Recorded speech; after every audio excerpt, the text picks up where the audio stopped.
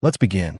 I stood in the middle of the crowded cafe, the bitter smell of burnt espresso lingering in the air, the weight of the world pressing against my chest, and for the first time in months, I didn't flinch. Across the room, clinging to the arm of a man who looked more like her lost uncle than any kind of prize, was Sophia, my ex-wife. She spotted me before I could turn away, her smile faltering, fingers tightening around the man's arm, as if shielding herself. I didn't need to say a word. The universe had already spoken on my behalf. But to understand why I was standing there, breathing easier than I had in years, you need to know where this all began. And it didn't start with hatred. It started with love, or what I thought was love. I first met Sophia Mitchell at my brother's engagement party. The night was loud, full of clinking glasses and fake congratulations. I was standing by the terrace, tired from work, sipping a drink that tasted like regret, when she appeared, laughing, radiant, untouchable. She wasn't alone. A group of her friends hovered nearby, all glittering dresses and practiced smiles. But somehow, she stood apart. Not just because of her looks, though God knows she was breathtaking, but because there was something softer about her, something real beneath all the polish.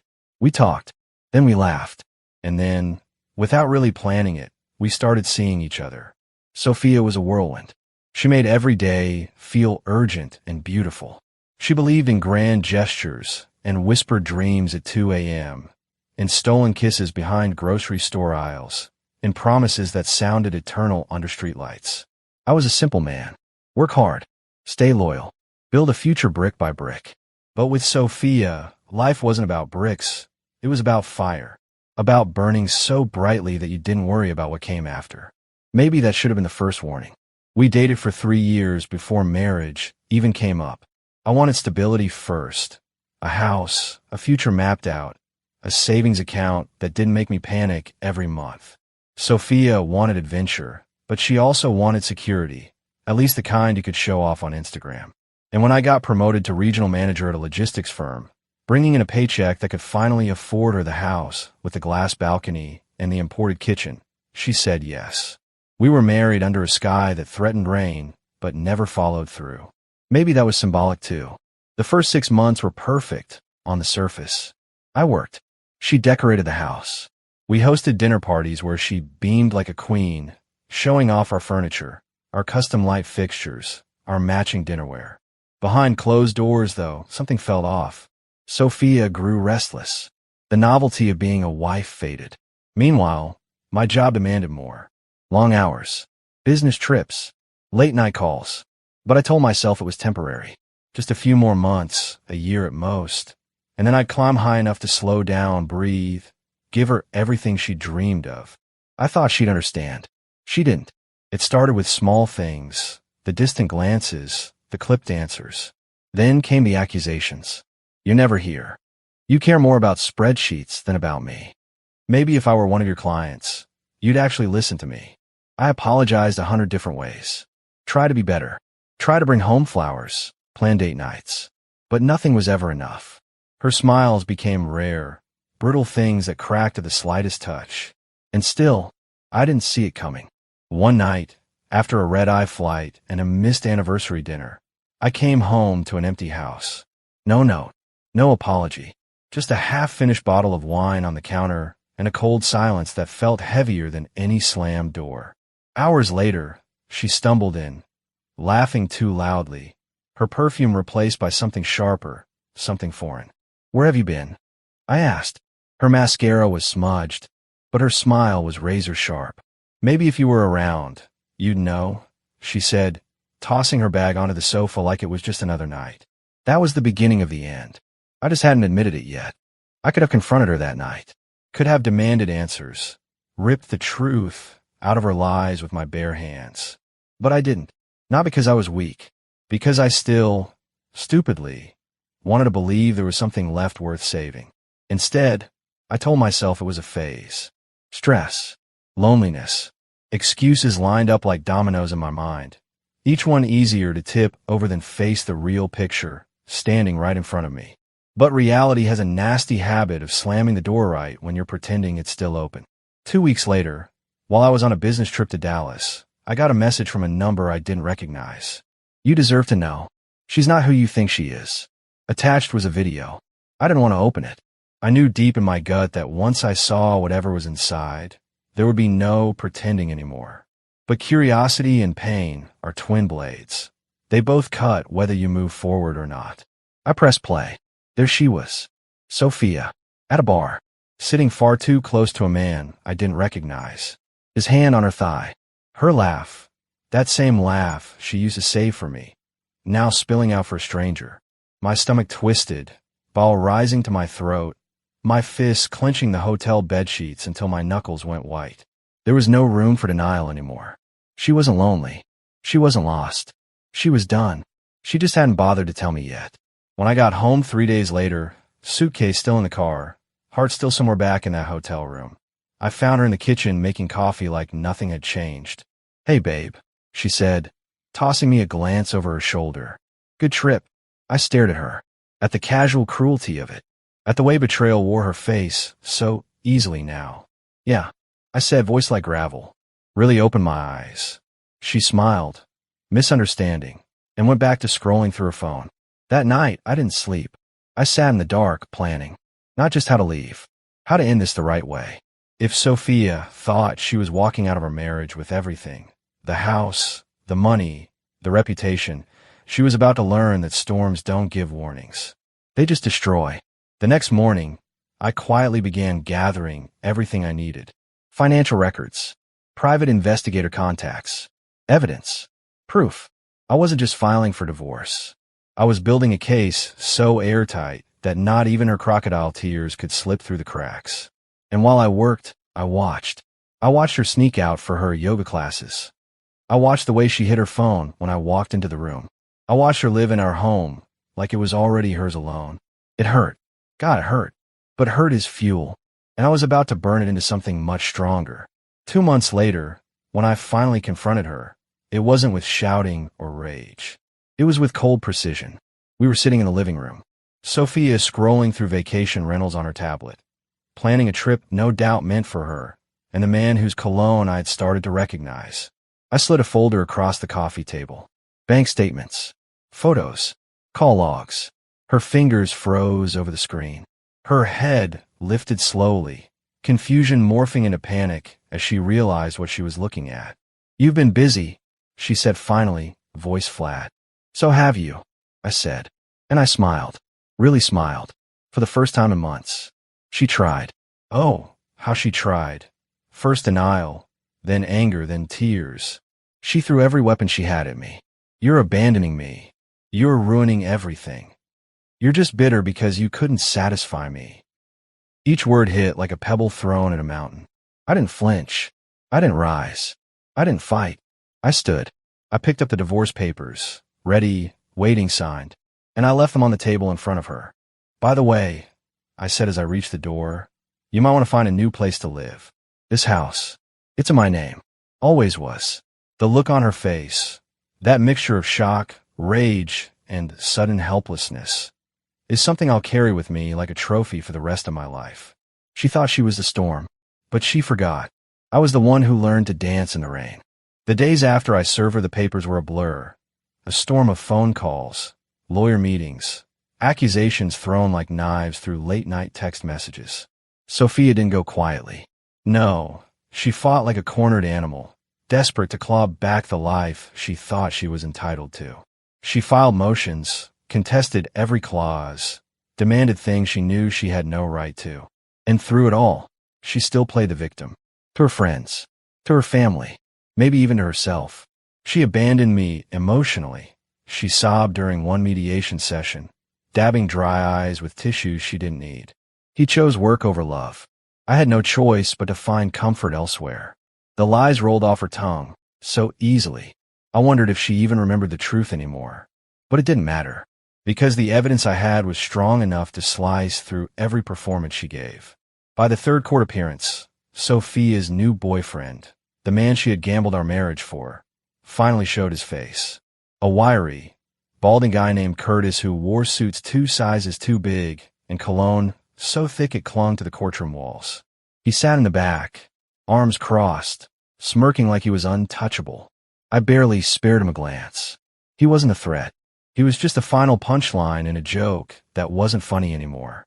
When the judge ruled in my favor, granting me the house, the bulk of our assets, and sole ownership of the vehicles, Sophia's face crumbled.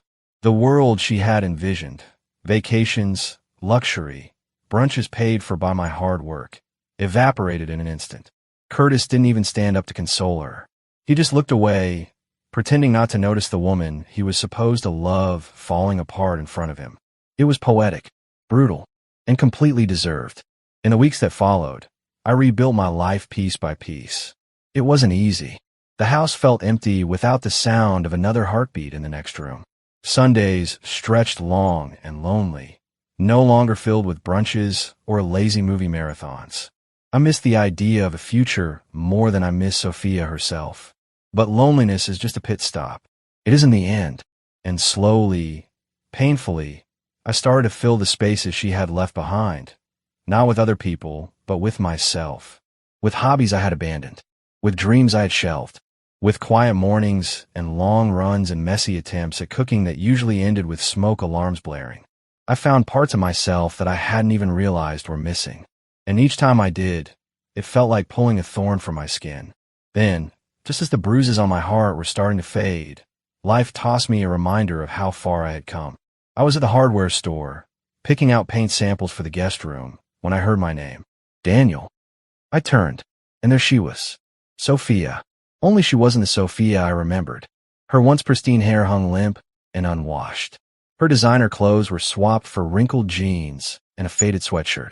And her eyes, those glittering, calculating eyes, were dull and rimmed with exhaustion. Curtis stood behind her, arguing with the cashier over a declined credit card. "Hi," she said, offering a small, brittle smile. "You look good." I could have responded with venom, could have rubbed my happiness in her face the way she once did to me. But standing there, looking at the wreckage of the woman I once thought I'd grow old with, all I felt was pity. "I hope you're doing okay," I said quietly. Then I turned and walked away without looking back. Some battles aren't worth fighting twice. Some victories are silent. That night, as I sat on the back porch with a beer in hand and the crisp autumn air brushing against my skin, I realized something powerful. Revenge isn't always about making someone else suffer. Sometimes the best revenge is thriving without them. Freedom changes a man. Not overnight, not all at once, but slowly, like sunrise bleeding across a black sky, until one day you look up and realize you're standing in the light without even remembering when the darkness ended. After the run-in at the hardware store, Sophia faded from my life like a bad dream. The divorce was old news.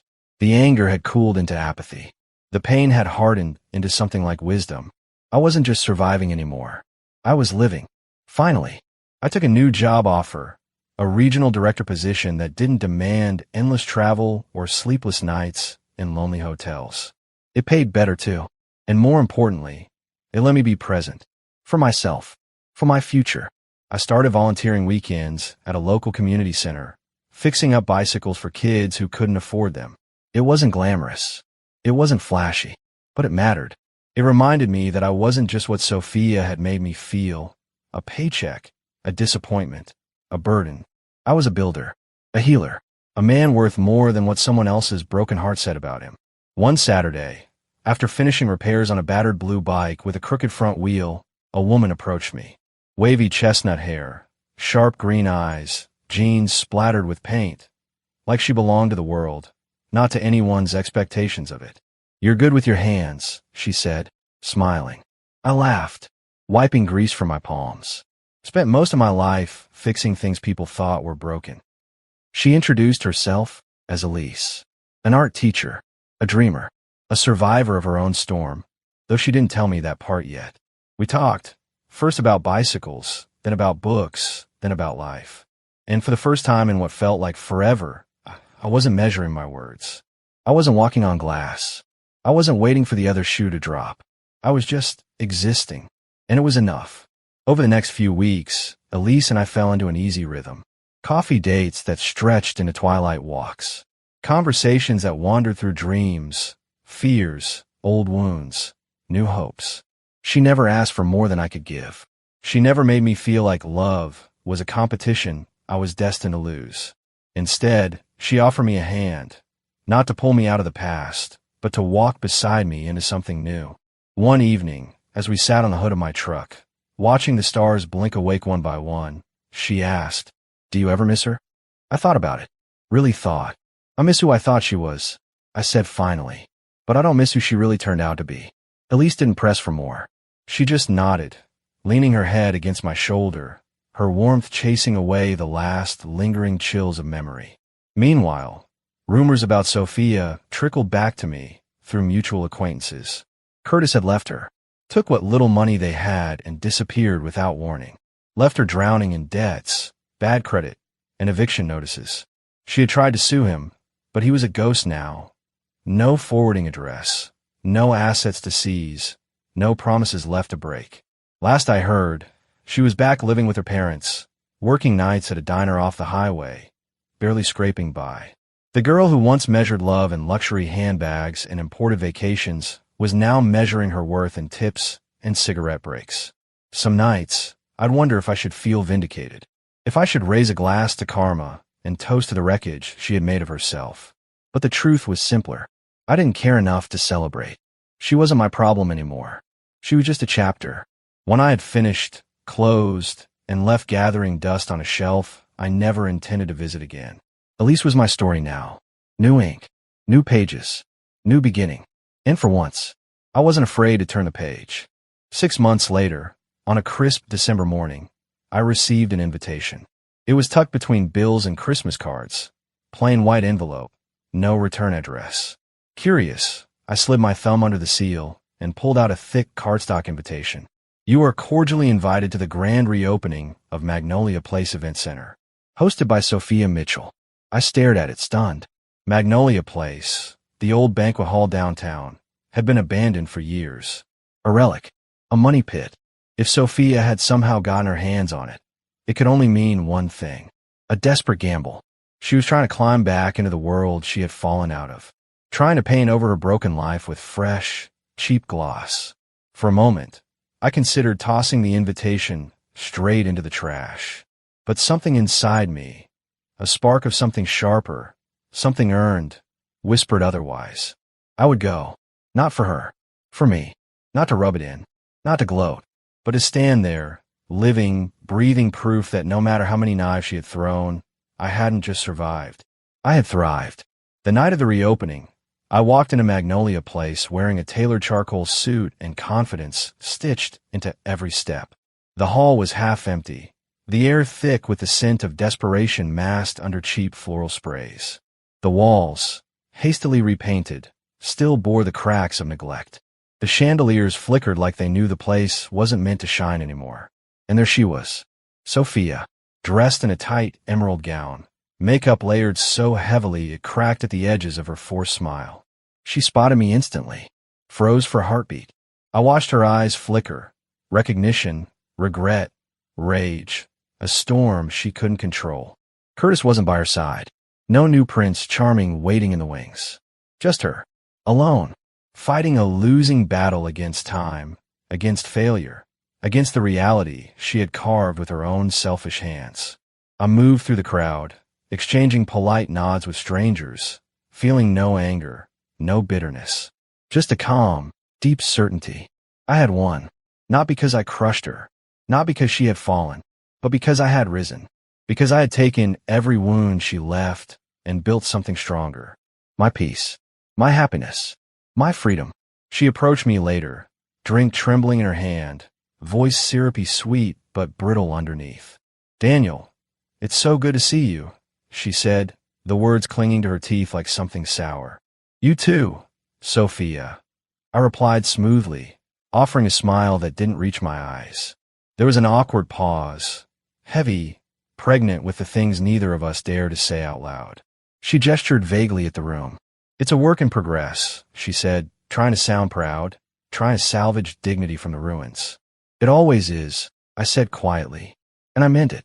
Life is always a work in progress. The difference was, I was building something real.